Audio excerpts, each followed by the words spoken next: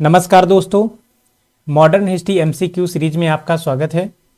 और MCQ series का modern history के संबंध में जो एमसीक्यू सीरीज हमारी चल रही है, इसका हमारा ये तीसरा लेक्चर है। और इसमें हमारा जो पहला लेक्चर था वो हमने भारत में यूरोपियन के आगमन के संबंध में डिस्कस किया था। दूसरा लेक्चर भारत में बंगाल राज्य के संबंध में डिस्कस किया था कि बंगाल में कैसे ईस्ट इंडिया कंपनी ने अपना प्रभुत्व स्थापित किया। तो बंगाल राज्य के बारे में जो हमने डिस्कस करना शुरू किया था उसका एक पार्ट हम डिस्कस कर चुके हैं, ये दूसरा पार्ट है। और अपनी इस लेक्चर सीरीज में हम वही क्वेश्चन शामिल करते हैं जो विभिन्न प्रतियोगी परीक्षाओं में बार बार पूछे गए, अर्थात मोस्ट रिपीटेड क्वेश्चन इसमें शामिल किए गए हैं।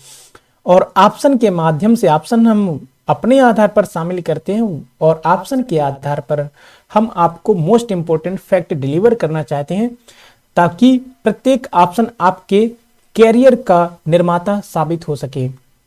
और हमने जैसा कि पिछली क्लास में डिस्कस किया था कि ब्रिटेन में 1600 ईस्वी में एक प्राइवेट कंपनी की स्थापना होती है जिसका नाम है ईस्ट इंडिया कंपनी। तो ब्रिटेन में एक प्राइवेट कंपनी थी पहले से ही जिसका नाम था मर्चेंट एडवेंचर्स। मर्चेंट एडवेंचर्स ने लंदन में 1599 ईस्वी में एक अपनी सहायक अनुषंगी कंपनी की स्थापना की जिसका नाम था ईस्ट इंडिया कंपनी। और इसके बहुत से शेयर होल्डर्स थे। इन शेयर होल्डर्स में इसकी एक शेयर होल्डर्स ब्रिटेन की महारानी भी थी। और 31 दिसंबर 1600 ईस्वी को ब्रिटेन की महारानी ने ईस्ट इंडिया कंपनी को भारत और पूर्वी देशों के साथ व्यापार करने का एकाधिकार प्रदान कर दिया। और ये कंपनी तुरंत भारत में नहीं आती है, ये इंडोनेशिया चली जाती है और वहां से अपना व्यापार करने लगती है। और इस संबंध में 1603 ईस्वी में ब्रिटेन की महारानी की मृत्यु हो जाती है और ब्रिटेन के सम्राट बनते हैं जेम्स प्रथम। जेम्स प्रथम व्यापक रूप से भारत के साथ व्यापार जेम्स प्रथम ये चाहते थे कि ईस्ट इंडिया कंपनी व्यापक रूप से भारत से व्यापार करे। और अच्छे ढंग से व्यापार तभी हो सकता है जब ईस्ट इंडिया कंपनी भारत में अपनी फैक्ट्रियां स्थापित कर सके। तो 1608 ईस्वी का समय आ गया और अभी तक ईस्ट इंडिया कंपनी की कोई भी फैक्ट्री भारत में नहीं स्थापित हो सकी थी। तो इसी दौरान जेम्स प्रथम ने क्या किया कि कैप्टन हॉकिंस को अपने राजदूत के रूप में 1608 ईस्वी में मुगल दरबार में भेजते हैं। और इस समय मुगल बादशाह जहांगीर होता है, क्योंकि जहांगीर का कार्यकाल 1605 ईस्वी से 1627 ईस्वी तक रहा। ये अकबर का पुत्र था और उत्तराधिकारी था। अकबर का कार्यकाल 1556 ईस्वी से 1605 ईस्वी तक था। कैप्टन हॉकिंस हेक्टर नामक जहाज से भारत आता है और वो जहांगीर के दरबार में जाता है और फारसी भाषा में बात करता है। ये लोग अंग्रेज हैं, ये अंग्रेजी बोलते थे, लेकिन ये फारसी भाषा का विद्वान था, ये फारसी भाषा में बात करता है। तो इससे क्या होगा, जहांगीर बहुत खुश हो जाता है। जहांगीर क्यों खुश हो गया अगर कैप्टन हॉकिंस फारसी भाषा में बात करे? क्योंकि फारसी मुगलों की राजभाषा थी, इसलिए जहांगीर को खुश करने के लिए कैप्टन हॉकिंस फारसी भाषा का इस्तेमाल किया। जेम्स प्रथम ने इस संबंध में ऐसे व्यक्ति का चयन करके भेजा अपने राजदूत के रूप में कि जो फारसी भाषा में बात करे, मुगल बादशाह को खुश कर सके, ताकि ईस्ट इंडिया कंपनी भारत में अपनी फैक्ट्रियां खोल सके, बादशाह अनुमति दे दें। तो फारसी भाषा में बात करता है, तो इससे जहांगीर बहुत खुश हो जाता है और वो कैप्टन हॉकिंस को इंग्लिश खान की उपाधि देता है। जहांगीर इंग्लिश खान की उपाधि दे दी जहांगीर ने इसे, और 400 का मनसब दे दिया। और 1608 ईस्वी में इसके बाद जहांगीर से कैप्टन हॉकिंस ने बताया कि हम ईस्ट इंडिया कंपनी के संबंध में आपसे एक छोटी सी परमिशन लेना चाहते हैं कि हमारी कंपनी आपके देश के साथ व्यापार करना चाहती है, तो उसे सूरत में फैक्ट्री खोलने की अनुमति दे दी जाए। तो जहांगीर ने इसे 1608 ईस्वी में फैक्ट्री खोलने की अनुमति दे दी, लेकिन ये फैक्ट्री 1613 ईस्वी में बन पाई। कुछ तकनीकी कारणों से देरी हो गई। 1611 ईस्वी में अंग्रेजों ने अपनी पहली फैक्ट्री मसूलीपट्टनम में खोल ली। तो इस आधार पर अंग्रेजों ने क्या किया, अपनी पहली फैक्ट्री सूरत में मसूलीपट्टनम में खोल के भारत के साथ व्यापार करना शुरू कर दिया। और फिर धीरे धीरे करके ये भारत के तटीय क्षेत्रों में बहुत सी अपनी फैक्ट्रियां अर्थात कारखाने स्थापित कर लेंगे और समुद्र के साथ व्यापार करेंगे। अब इस समय क्या होगा कि 1707 ईस्वी में औरंगजेब की मृत्यु हो जाती है। औरंगजेब अंतिम शक्तिशाली मुगल बादशाह था। औरंगजेब के बाद जितने मुगल बादशाह हुए वो अयोग्य थे। उनके समय में मुगल साम्राज्य का सर्वाधिक विघटन हुआ। 1707 ईस्वी में जब औरंगजेब की मृत्यु हुई तो उनके उत्तराधिकारियों के समय में मुगल साम्राज्य का सर्वाधिक विघटन हुआ। और इससे क्या हुआ, पूरा भारत छोटी छोटी राजनीतिक इकाइयों में बट गया। जो मुगल सूबे थे, मुगल प्रांत थे, वहां के जो शासक होते थे, सूबेदार होते थे, वो अपने आप को स्वतंत्र शासक घोषित कर लेते थे। जैसे बंगाल को मुर्शिद कुली खान ने स्वतंत्र राज्य के रूप में स्थापित कर लिया, हैदराबाद को चिनकलिज खान ने, और सादत खान ने अवध को स्वतंत्र राज्य के रूप में, सदातुल्ला खान ने कर्नाटक को स्वतंत्र राज्य के रूप में स्थापित कर लिया। तो ये मुगल साम्राज्य का सर्वाधिक विघटन हो रहा है। और फिर इसके बाद क्या होता है, पूरा मुगल साम्राज्य छोटी छोटी राजनीतिक इकाइयों में बट जाएगा और ये शासक आपस में ही संघर्ष करेंगे और खुद एक दूसरे को पराजित करने के लिए विदेशियों की भी मदद लेंगे। और इस दौरान भारत में बहुत सी विदेशी कंपनियां आ चुकी थीं, जो कंपनियां आपस में संघर्ष कर रही थीं। इसी दौरान 1600 ईस्वी से 1757 ईस्वी तक ईस्ट इंडिया कंपनी भारत में केवल व्यापार करती है। और 1757 ईस्वी में उसने सबसे पहले अपना राजनीतिक नियंत्रण बंगाल में स्थापित किया। बंगाल सबसे संपन्न प्रांत था भारत का। और फिर धीरे धीरे ईस्ट इंडिया कंपनी पूरे भारत में अपना नियंत्रण स्थापित कर लेगी। तो ईस्ट इंडिया कंपनी को टू फ्रंट वार लड़ना पड़ रहा था। एक तरफ तो उसे भारत के शासकों को पराजित करके धीरे धीरे करके अपने साम्राज्य का विस्तार करना था, और दूसरी ओर ईस्ट इंडिया कंपनी जो अन्य विदेशी कंपनियां भारत में आई हुई थी, जो उसके लिए चैलेंज बनी हुई थी, उनको भी पराजित करना था। तो अंततः होता क्या, ईस्ट इंडिया कंपनी धीरे धीरे करके भारत के सभी शासकों को पराजित कर देती है और धीरे धीरे करके सभी विदेशी कंपनियां जो भारत में आई थी उनको भी पराजित कर देती है और एकाधिकार स्थापित कर लेती है ईस्ट इंडिया कंपनी भारत में, और भारत में शासन करने लगती है। आई थी ये कंपनी व्यापार करने के लिए और 1757 से बंगाल से ये शासन करने लगती है। तो इसी संबंध में हमारी जो इस लेक्चर सीरीज का जो दूसरा पार्ट है, बंगाल राज्य, कि कैसे ईस्ट इंडिया कंपनी भारत में आई और कैसे उसने व्यापार करना शुरू किया और कैसे उसने भारत में शासन करना शुरू किया।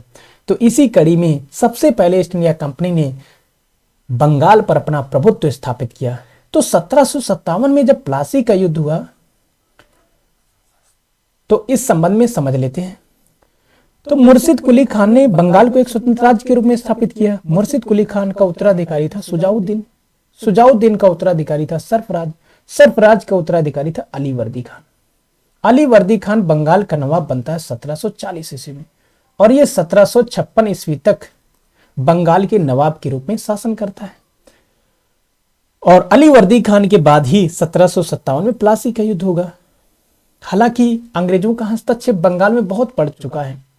बंगाल के Nawab Alivardi Khan East India Company के जो हस्तक्षेप हो रहे थे बंगाल में, शासन प्रशासन में, व्यापार में, इनका कि ईस्ट इंडिया कंपनी की दखलंदाजी बहुत बढ़ रही थी, अलीवर्दी खान उसे नजरअंदाज कर रहे थे। अलीवर्दी खान ने कहा, अगर हम अंग्रेजों को छेड़ेंगे तो हमें परेशान करेंगे। अर्थात क्वेश्चन पूछा जाता है कि किस बंगाल के नवाब ने अंग्रेजों की तुलना मधुमक्खियों से की। अलीवर्दी खान ने अंग्रेजों को मधुमक्खी कहा अगर इन्हें हम छेड़ेंगे तो ये काट काट के मार डालेंगे, अगर इन्हें हम नहीं छेड़ेंगे तो ये शहद देंगे। जबकि अगर इन्हें छेड़ेंगे, रियलिटी ये थी, तो ये काट काट के मार डालेंगे, अगर नहीं छेड़ेंगे तो भी ये काट काट के मार डालेंगे। तो हमें ये याद रखना होगा। तो अलीवर्दी खान ने अंग्रेजों के खिलाफ कोई एक्शन नहीं लिया। अब अलीवर्दी खान के 3 पुत्रियां थीं, कोई पुत्र नहीं था। तो अलीवर्दी खान ने अपनी एक पुत्री के पुत्र सिराजुद्दौला को अपना उत्तराधिकारी बनाया। सिराजुद्दौला बंगाल का नवाब बनता है 1756 ईस्वी में और 1757 ईस्वी तक अर्थात प्लासी के युद्ध के समय तक ये बंगाल का नवाब रहता है। अब इसी समय क्या होता है, 1756 ईस्वी में, जून 1756 ईस्वी में ब्लैक होल की घटना घटित होती है। अंग्रेजों ने किया, हालांकि कुछ इतिहासकार ऐसे हैं जो ब्लैक होल की घटना पर संदेह व्यक्त करते हैं कि ये घटना नहीं घटित हुई थी, लेकिन हम मानते हैं कि अगर ये घटना घटित हुई थी 1756 में, क्या हुआ जिसे ब्लैक होल की घटना कहते हैं। अब अंग्रेजों ने क्या किया कि बंगाल में एक किला बनवाया जिसे फोर्ट विलियम कहते हैं। फोर्ट विलियम किला बनवाया अंग्रेजों ने, फोर्ट विलियम किला बनाया। और 1756 ईस्वी में अंग्रेज क्या कर रहे थे, फोर्ट विलियम किला में तोपें लगवा रहे थे। ये बात जब सिराजुद्दौला को पता चली तो सिराजुद्दौला ने अपनी सेना भेजी। पहले अपने कुछ अधिकारी और कर्मचारी भेजे ईस्ट इंडिया कंपनी के पास कि आप व्यापार करने, ये कंपनी व्यापार करने आई है और इन्होंने हमारे बंगाल राज्य के कलकत्ता में एक किला बनवा लिया, किलेबंदी करने लगी ये कंपनी, किलेबंदी करने लगी और उन किलों में ये तोपें लगवा रही है। ये कंपनी व्यापार करने आई थी और ये अब क्या करे, युद्ध की तैयारी कर रही है कंपनी। और मना करने के बावजूद भी अंग्रेज नहीं माने, ये फोर्ट विलियम में तोपें लगवा रहे थे। तो अब इसके बाद सिराजुद्दौला को जब इनके अधिकारी कर्मचारी बताते हैं कि हमने अंग्रेजों को मना किया, वो माने नहीं। तो सिराजुद्दौला क्या करता है, अपनी सेना भेज देता है। और जब किलेबंदी हो रही थी कलकत्ता में, तोपें लगाई जा रही थी, तो यहाँ पर अंग्रेजों ने एक सैन्य टुकड़ी भी तैनात कर रखी थी जिसमें 146 सैनिक थे। तो अंग्रेजों के खिलाफ जब सिराजुद्दौला की सेना आती है, इसने जून का महीना था, तो सिराजुद्दौला के सैनिकों ने 146 अंग्रेजों को एक छोटे से कमरे में बंद कर दिया और 1-2 दिन तक ये बंद रहे, जिसमें से 123 मर गए, 23 जीवित बचे। इन जीवित बचने वालों में से एक हालवेल था। हालवेल दक्षिण भारत में जाता है और मद्रास में। क्यों? मद्रास में 1639 ईस्वी में अंग्रेजों ने अपना मद्रास को हेडक्वार्टर बना लिया था। ईस्ट इंडिया कंपनी का हेडक्वार्टर कहाँ था? मद्रास में। तो ये मद्रास जाता है, वहां पर ये सारी खबर बताता है। तो वहां पर होते हैं रॉबर्ट क्लाइव। रॉबर्ट क्लाइव अपनी विशाल सेना लेके वहां से चल पड़ता है। अर्थात अंग्रेजों के पास इसमें बहुत ज्यादा सेना नहीं थी, छोटी सी सेना थी, लेकिन वो आधुनिक हथियारों से लैस और आधुनिक प्रशिक्षण प्राप्त की हुई सेना थी। अब इस दौरान क्या होता है, ये सैनिक आते हैं रॉबर्ट क्लाइव के नेतृत्व में और सिराजुद्दौला क्या करते हैं, इनसे युद्ध नहीं करते हैं और अलीनगर की संधि कर लेते हैं। इनकी कमजोरी को भांप लेता है रॉबर्ट क्लाइव और रॉबर्ट क्लाइव मन ही मन सोचने लगता है कि अब हमें आपको पराजित करना है और झूठा आरोप लगाता है कि इन्होंने अलीनगर की संधि का उल्लंघन किया है। इससे पहले क्या करता है रॉबर्ट क्लाइव, सिराजुद्दौला के सेनापति मीर जाफर से मिलता है। मीर जाफर से कहता है कि हम आपको बंगाल का नवाब बनाना चाहते हैं, आप हमारा सहयोग करें। मीर जाफर सिराजुद्दौला का सेनापति था, ये धोखा देता है अपने नवाब को और अंग्रेजों का साथ देता है प्लासी के युद्ध में। और इस युद्ध में बंगाल के नवाब सिराजुद्दौला की पराजय होती है और जैसा कि अंग्रेजों ने कहा था मीर जाफर को नवाब बना देंगे, वो मीर जाफर को नवाब बना देते हैं और मीर जाफर 1757 ईस्वी में बंगाल का नवाब बन जाता है। और प्लासी के युद्ध के दौरान सिराजुद्दौला की हत्या कर दी जाती है मीर जाफर की धोखाधड़ी के कारण। तो 1757 ईस्वी में ये बंगाल का नवाब बनता है और 1760 ईस्वी तक रहा। अब समस्या ये है कि 1760 ईस्वी में क्या हुआ जो इसे बंगाल के नवाब के पद से हटा दिया गया। ऐसा क्या हुआ? क्योंकि अंग्रेजों ने इससे अनावश्यक धन की मांग की, बहुत ज्यादा। अंग्रेजों के लालच को पूरा नहीं कर पा रहा था, जरूरत को तो पूरा कर पा रहा था लेकिन लालच को नहीं पूरा कर पा रहा था। राजस्व का जितना पैसा आता था बंगाल के नवाब के खजाने में, लगभग पूरे पैसे की डिमांड कर लेते थे अंग्रेज। तो इतने ज्यादा संसाधन की मांग कर रहे थे अंग्रेज बंगाल के नवाब अपने कठपुतली नवाब मीर जाफर से कि मीर जाफर अंग्रेजों के ईस्ट इंडिया कंपनी के लालच को पूरा कर पाने में असमर्थ हो गया और उसने ईस्ट इंडिया कंपनी का विरोध करना शुरू कर दिया कि आपको हम इतनी धन संपत्ति, आपको आपकी इस लालच को हम पूरा नहीं कर सकते, इतनी अनावश्यक डिमांड को हम पूरा नहीं कर सकते। तो अंग्रेज अर्थात ईस्ट इंडिया कंपनी गुस्सा होती है मीर जाफर के ऊपर और अपने कठपुतली नवाब मीर जाफर को उसके पद से हटा देती है और मीर कासिम को बंगाल का नवाब बना दिया। मीर कासिम कौन था? मीर जाफर का दामाद था। मीर कासिम एक समझदार इंसान था। 1760 ईस्वी में ये बंगाल का नवाब बनता है और 1764 ईस्वी तक रहता है। अब इस दौरान क्या होता है कि 1760 ईस्वी से 1764 ईस्वी तक मीर कासिम बंगाल का नवाब रहता है और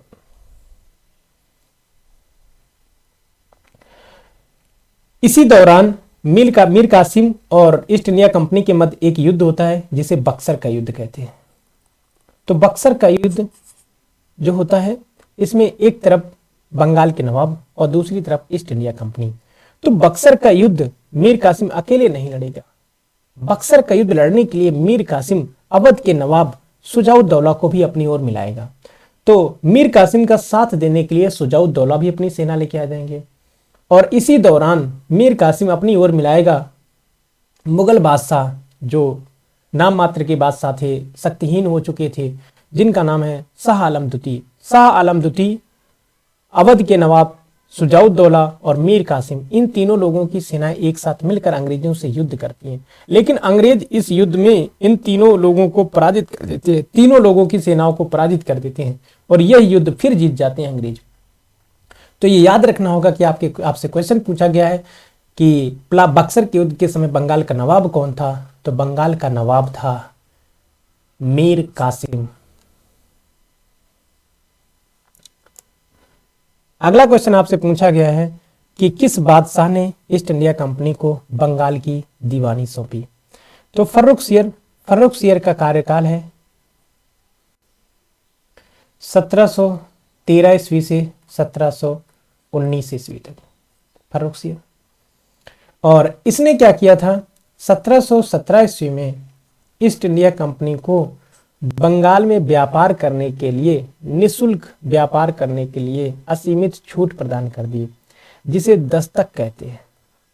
अर्थात 3000 रुपए वार्षिक के बदले फर्रुख सियर ने ईस्ट इंडिया कंपनी को बंगाल में व्यापार करने की असीमित छूट प्रदान कर दी।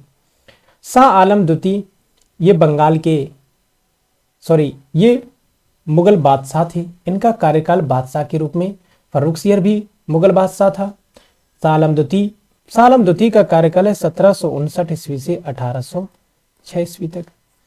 अब शाह आलम द्वितीय के समय ही 1764 ईस्वी में बक्सर का युद्ध हुआ और 1765 ईस्वी में इलाहाबाद की संधि होगी, तो ये भी याद रखना होगा।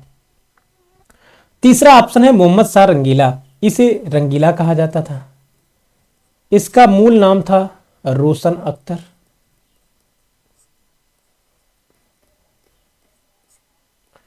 और मोहम्मद शाह रंगीला का जो कार्यकाल है वह 1719 ईस्वी से 1748 ईस्वी तक। मुगल साम्राज्य का सर्वाधिक पतन मोहम्मद शाह रंगीला के समय में हुआ। मोहम्मद शाह रंगीला के समय में ही 1739 ईस्वी में करनाल का युद्ध हुआ। अर्थात ईरान के शासक नादिर शाह ने 1739 ईस्वी में भारत पर आक्रमण किया और अपने साथ तख्त ए ताउस और कोहिनूर हीरा और करोड़ों की संपत्ति लूट कर ले गया नादिर शाह, ईरान अर्थात फारस का शासक। एक क्वेश्चन ये पूछा जाता है कि वो कौन सा मुगल बादशाह था जो तख्त ए ताउस में बैठने वाला अंतिम मुगल बादशाह था? तो मोहम्मद शाह रंगीला। तो ये भी याद रखना। औरंगजेब ये अंतिम शक्तिशाली मुगल बादशाह था, अंतिम शक्तिशाली मुगल बादशाह। इसके बाद के सभी मुगल शासक अयोग्य थे। इसका कार्यकाल था 1658 ईस्वी से 1707 ईस्वी तक। तो आपसे पूछा गया किस बादशाह ने ईस्ट इंडिया कंपनी को बंगाल की दीवानी सौंपी? तो 1765 ईस्वी में इलाहाबाद की संधि हुई। इलाहाबाद की संधि जब हुई तो इस दौरान मुगल बादशाह शाह आलम द्वितीय को भी बुलाया गया और इलाहाबाद की संधि करने के लिए अंग्रेजों की ओर से, ईस्ट इंडिया कंपनी की ओर से रॉबर्ट क्लाइव शामिल था। तो रॉबर्ट क्लाइव ने एक संधि शाह आलम द्वितीय अर्थात भारत के बादशाह से की और एक दूसरी संधि अवध के नवाब सुजाउद्दौला से की। तो जो शाह आलम द्वितीय से संधि की रॉबर्ट क्लाइव ने, इस संधि के तहत शाह आलम द्वितीय ने बंगाल, बिहार, उड़ीसा की दीवानी सौंप दी ईस्ट इंडिया कंपनी। दीवानी का मतलब कि बंगाल से, बिहार से, उड़ीसा से ईस्ट इंडिया कंपनी राजस्व वसूल सकती है, राजस्व वसूलने का आधिकारिक अधिकार मिल गया। तो अगला क्वेश्चन है आपका, बंगाल का प्रथम गवर्नर कौन था? अब 1757 ईस्वी में अंग्रेजों ने बंगाल में अपना नियंत्रण स्थापित कर लिया। जब बंगाल में नियंत्रण स्थापित कर लिया तो बंगाल में गवर्नर अर्थात शासन करेंगे। तो पहला शासक कौन बनेगा? 1757 ईस्वी में प्लासी का युद्ध हुआ और ईस्ट इंडिया कंपनी की ओर से सेना का नेतृत्व रॉबर्ट क्लाइव ने किया। तो रॉबर्ट क्लाइव बंगाल का पहला गवर्नर बना। तो ये 1757 ईस्वी से 1760 ईस्वी तक बंगाल के गवर्नर के रूप में शासन करता रहा। फिर इसके बाद 1764 ईस्वी में बक्सर का युद्ध होता है। तो इलाहाबाद की संधि करने के लिए रॉबर्ट क्लाइव को पुनः बुलाया गया क्योंकि इसे बहुत अच्छी जानकारी थी भारत के संबंध में। 1765 ईस्वी से 1767 ईस्वी तक ये पुनः बंगाल का नवाब बनाया गया। वारेन हेस्टिंग्स ये बंगाल का अंतिम गवर्नर था, अंतिम गवर्नर, और रॉबर्ट क्लाइव पहला गवर्नर।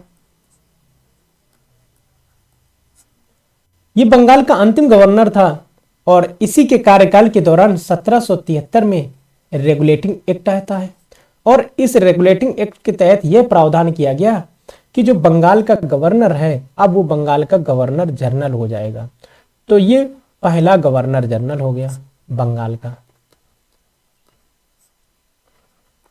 तो ये पॉइंट याद रखना है। बंगाल का अंतिम गवर्नर वारेन हेस्टिंग्स, बंगाल का पहला गवर्नर जनरल वारेन हेस्टिंग्स।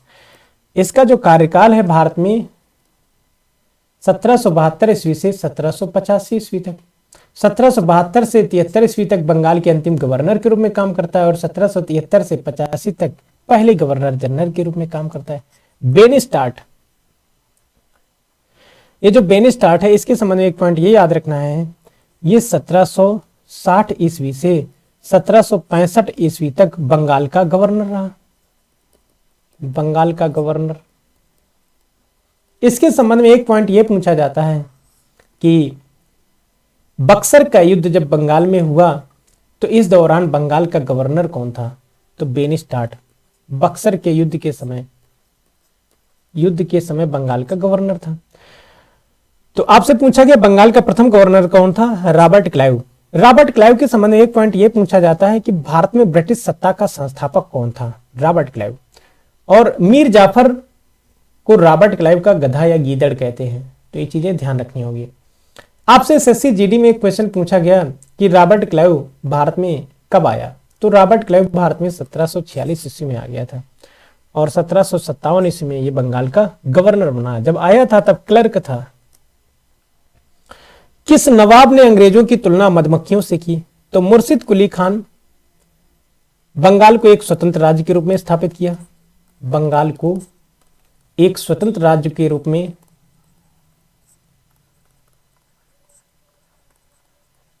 इसने बंगाल को एक स्वतंत्र राज्य के रूप में स्थापित किया। अर्थात अगर देखा जाए तो मुर्शिद कुली खान ही बंगाल का पहला नवाब था। अब इसके बाद सिराजुद्दौला का जो बंगाल के नवाब के रूप में कार्यकाल है 1756 से 1757, बहुत छोटा कार्यकाल रहा, धोखाधड़ी का शिकार हुआ। अलीवर्दी खान 1740 ईस्वी से 1756 ईस्वी तक रहा अलीवर्दी खान, और अलीवर्दी खान ने अंग्रेजों की तुलना मधुमक्खियों से की।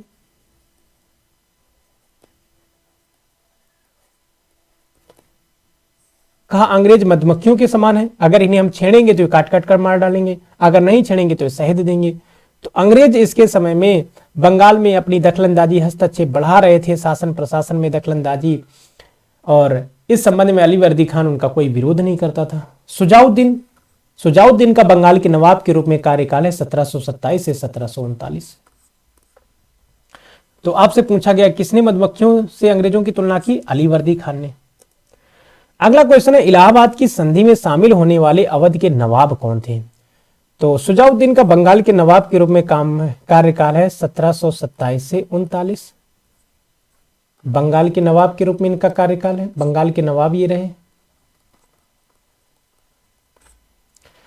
सुजाउद्दौला अवध के नवाब थे और बक्सर के युद्ध में शामिल हुए। बक्सर के युद्ध में जो त्रिगुट था उसमें से एक, इस त्रिगुट में एक अवध के नवाब ये भी थे, बक्सर के युद्ध में शामिल हुए, अंग्रेजों के खिलाफ लड़े। और तीसरा ऑप्शन है सादत खान, ये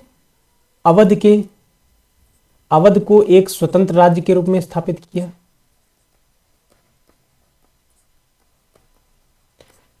तो इस आधार पर देखा जाए तो ये अवध के पहले नवाब हैं सादत खान। वाजिद अली शाह ये अवध के अंतिम नवाब थे, अवध के अंतिम नवाब।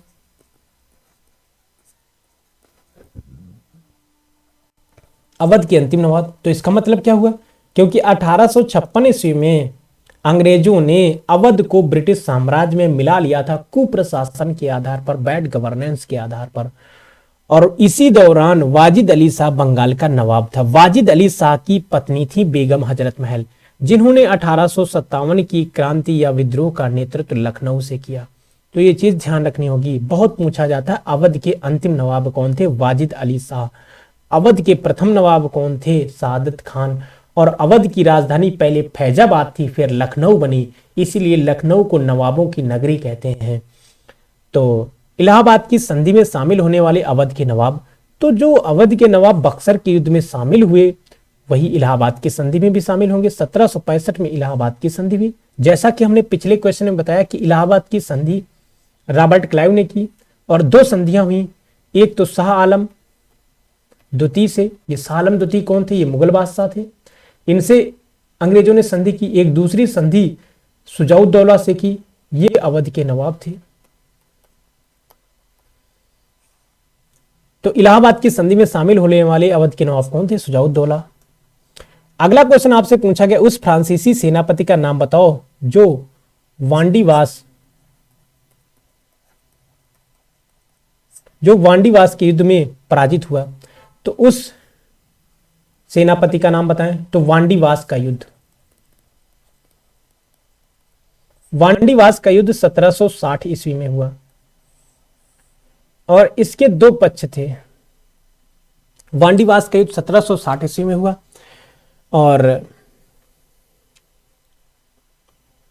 इसमें एक तरफ ईस्ट इंडिया कंपनी और एक तरफ फ्रेंच कंपनी।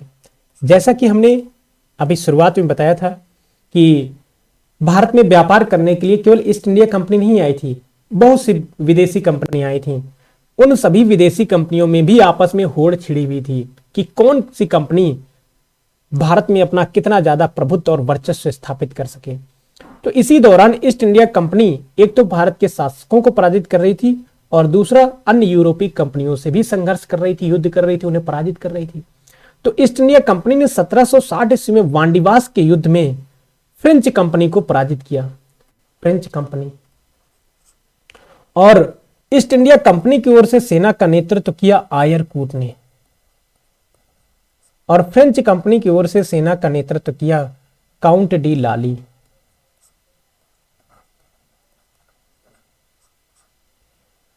तो यही आपसे पूछा गया है। और डुप्ले, तीसरा ऑप्शन है डुप्ले। भारत में फ्रेंच शक्ति का वास्तविक संस्थापक डुप्ले था। भारत में फ्रेंच शक्ति का वास्तविक संस्थापक डुप्ले था, तो ये भी याद रखना है। फ्रांसिस मार्टिन या फ्रैंको मार्टिन ने पांडिचेरी को एक नगर के रूप में बसाया। ये फ्रांसीसी अधिकारी था, पांडिचेरी को नगर के रूप में बसाया और फ्रांसीसियों ने फ्रेंच कंपनी ने अपना हेडक्वार्टर पांडिचेरी को ही बनाया। तो इसमें आपका जो आंसर हो जाएगा कि वांडीवास के युद्ध में फ्रांसीसी सेनापति कौन था, तो वांडीवास के युद्ध में फ्रांसीसी सेनापति काउंट डी लाली था। अगला क्वेश्चन है, किस गवर्नर ने बंगाल में दोहरा शासन समाप्त किया? तो पहला ऑप्शन है बेनिस्टार्ट। बेनिस्टार्ट बक्सर के युद्ध के समय बंगाल का गवर्नर था।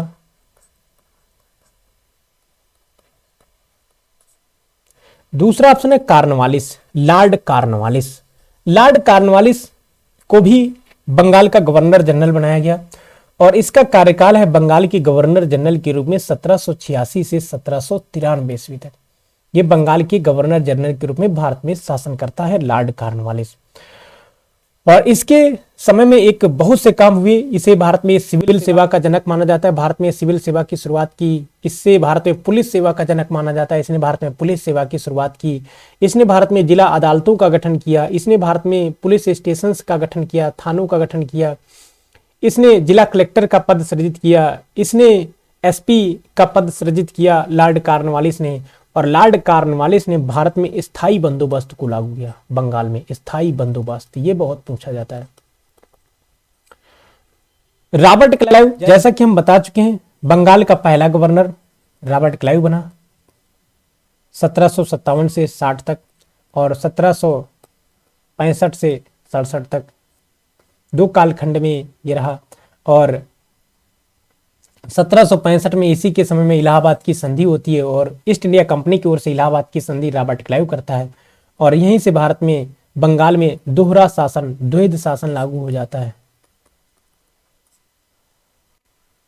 वारेन हेस्टिंग्स का बंगाल के गवर्नर जनरल के रूप में कार्यकाल रहा है, अर्थात बंगाल ये 1772 ईस्वी से 1785 ईस्वी तक भारत में काम करता है। वारेन हेस्टिंग्स बंगाल का अंतिम गवर्नर और बंगाल का प्रथम गवर्नर जनरल। तो बंगाल में दोहरा शासन लागू किसने किया? बंगाल में दोहरा शासन लागू किया रॉबर्ट क्लाइव ने। कब लागू किया? 1765 में। किस संधि के तहत लागू किया? इलाहाबाद की संधि के तहत। बंगाल में दोहरा शासन समाप्त किसने किया? वारेन हेस्टिंग्स ने। कब समाप्त किया? 1772 ईस्वी में। तो समाप्त करने वाला है वारेन हेस्टिंग्स, लागू करने वाला है रॉबर्ट क्लाइव या लॉर्ड क्लाइव। तो ये याद रखना होगा। तो आपसे क्वेश्चन पूछा गया किस गवर्नर ने बंगाल में दोहरा शासन समाप्त किया? तो वारेन हेस्टिंग्स। अगला क्वेश्चन आपसे पूछा गया है, बंगाल के दोहरे शासन को डाकुओं का राज्य किसने कहा? तो पहला ऑप्शन है दादा भाई नौरोजी। तो दादा भाई नौरोजी ने भारत में सबसे पहले राष्ट्रीय आय, प्रति व्यक्ति आय का आकलन किया, राष्ट्रीय आय और प्रति व्यक्ति आय का आकलन किया, और इन्हें grand old man of India, Bharat का वयोवृद्ध पुरुष कहा जाता है। 1886 में भारतीय राष्ट्रीय कांग्रेस के अध्यक्ष बनने वाले पहले पारसी थे दादा भाई नौरोजी। 1892 में ब्रिटेन की संसद के सदस्य बनने वाले, अर्थात ब्रिटेन में सांसद बनने वाले पहले भारतीय थे दादा भाई। और इन्होंने 1866 में लंदन में ईस्ट इंडिया एसोसिएशन की स्थापना की दादा भाई नौरोजी ने। राष्ट्र गुप्तार नामक समाचार पत्र संपादित किया दादा भाई नौरोजी ने। तो दादा भाई नौरोजी का हमारे देश में अहम योगदान रहा है हमारे देश के इतिहास में। के.एम. पडिक्कर, इन्होंने द्वैध शासन को, बंगाल के द्वैध शासन को डाकुओं का राज कहा। ये एक लेखक थे, इतिहासकार थे। इन्होंने द्वैध शासन को डाकुओं का राज कहा, के.एम. पडिक्कर ने। और इनका जो के.एम. पडिक्कर ने द्वैध शासन को डाकुओं का राज कहा, ये याद रखना है। खान अब्दुल गफ्फार खान, इन्हें सीमांत गांधी के नाम से जाना जाता है, सीमांत गांधी। इन्होंने एक संगठन की स्थापना की, खुदाई खुदमतगार, जिसके सदस्य लाल कुर्ती धारण करते थे और उनके द्वारा जो आंदोलन चलाया जाता था उसे लाल कुर्ती आंदोलन कहते थे। तो सीमांत गांधी। बाल गंगाधर तिलक, इन्होंने होम रूल आंदोलन चलाया, होम रूल आंदोलन चलाया। इनकी पत्रिकाएं हैं केसरी, मराठा। ये उग्रवादी स्वभाव के नेता थे बाल गंगाधर तिलक। और गीता रहस्य नामक पुस्तक लिखी इन्होंने, गीता रहस्य। तो इन्हें बंगाल महाराष्ट्र के लोगों ने लोकमान्य की उपाधि दी, तो इनका नाम हो गया लोकमान्य बाल गंगाधर तिलक। 1 अगस्त 1920 को जिस दिन असहयोग आंदोलन शुरू हुआ उसी दिन बाल गंगाधर तिलक की मृत्यु हो गई थी। तो इसे पूछा गया है किसने डाकुओं का राज कहा? के.एम. पडिक्कर ने कहा।